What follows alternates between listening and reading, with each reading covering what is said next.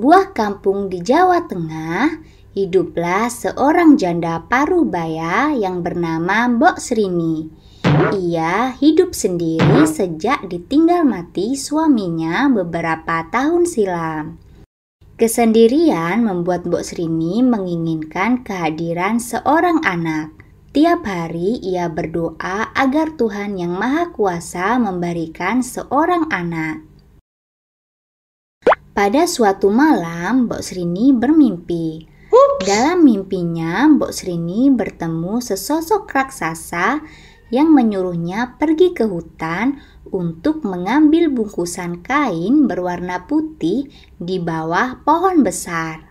Pagi hari, Mbok Srini pergi ke hutan tempat ia biasa mencari kayu bakar. Kali ini ia penasaran dengan mimpinya tadi malam. Sesampainya di bawah pohon besar, ia menemukan bungkusan kain kecil berwarna putih berisi biji mentimun. Tiba-tiba dari arah belakang Mbok Srini muncullah sesosok raksasa yang mirip seperti sosok raksasa yang ada di dalam mimpinya. Lalu raksasa itu berkata kepada Mbok Srini agar menanam biji mentimun. Kelak biji mentimun itu akan tumbuh menjadi seorang anak. Jika sudah dewasa, serahkanlah anak itu kembali untuk menjadi santapan. Meski masih merasakan takut yang luar biasa, setelah bertemu raksasa, Mbok Srini membawa pulang biji mentimun itu, lalu ia tanam di pekarangan rumahnya. Tiap hari biji timun itu disiram dan dirawat hingga tumbuh menjadi tanaman mentimun yang berbuah.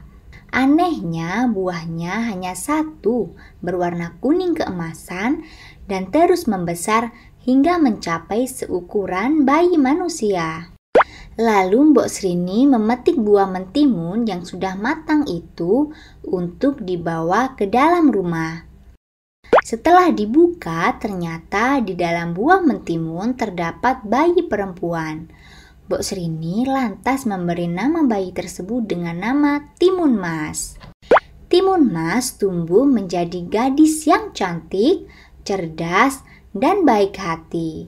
Saking sayangnya kepada Timun Mas, Mbok Srini lupa bahwa ia harus menyerahkan Timun Mas kepada raksasa yang jahat untuk dijadikan santapan. Akhirnya tibalah waktu raksasa jahat mendatangi Mbok Srini. Raksasa jahat meminta agar Timun Mas segera diserahkan kepadanya. Agar tidak menjadi santapan raksasa, Mbok Srini meminta perpanjangan waktu 3 hari lagi dengan alasan Timun Mas sedang sakit, sehingga dagingnya tidak enak untuk dimakan. Raksasa menuruti permintaan Mbok Srini dan menunggu hingga 3 hari. Jika sampai 3 hari Timun Mas tidak diserahkan, maka Mbok Srini yang harus menjadi gantinya. Mbok Srini lalu pergi meminta bantuan Petapa Sakti yang tinggal di atas gunung. Petapa Sakti bersedia membantu Mbok Srini dengan menyerahkan 3 bungkusan. Bungkusan itu berisi biji semangka, jarum, dan petis. 3 hari berlalu, raksasa jahat kembali lagi menemui Mbok Srini untuk meminta Timun Mas agar diserahkan kepadanya. Mbok Srini tetap tidak bersedia menyerahkan Timun Mas. Raksasa jahat itu lalu mengamuk dan mengejar Timun Mas. Saat terdesak, Timun Mas lalu menebarkan biji semangka yang diberikan Petapa Sakti. Ajaib, biji semangka yang ia tebar berubah menjadi pohon semangka raksasa yang batangnya melilit tubuh raksasa. Tetapi raksasa berhasil meloloskan diri dan terus mengejar Timun Mas. Timun Mas lalu menebar jarum yang seketika berubah menjadi rimbunan pohon bambu. Kaki raksasa jahat terluka akibat tertusuk pohon bambu yang runcing. Meski terluka tusukan pohon bambu, raksasa terus mengejar Timun Mas. Lalu Timun Mas membuka bungkusan terakhir pemberian petapa sakti. Bungkusan itu berisi petis. Setelah dituang ke tanah, petis berubah menjadi lautan lumpur panas yang merendam tubuh raksasa hingga menemui ajalnya. Timun Mas akhirnya selamat dari terkaman raksasa jahat.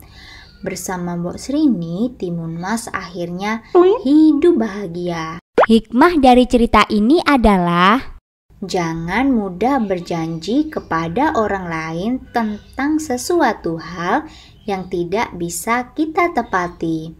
Jadilah orang baik yang tidak mudah membuat janji-janji serta mengingkari janji.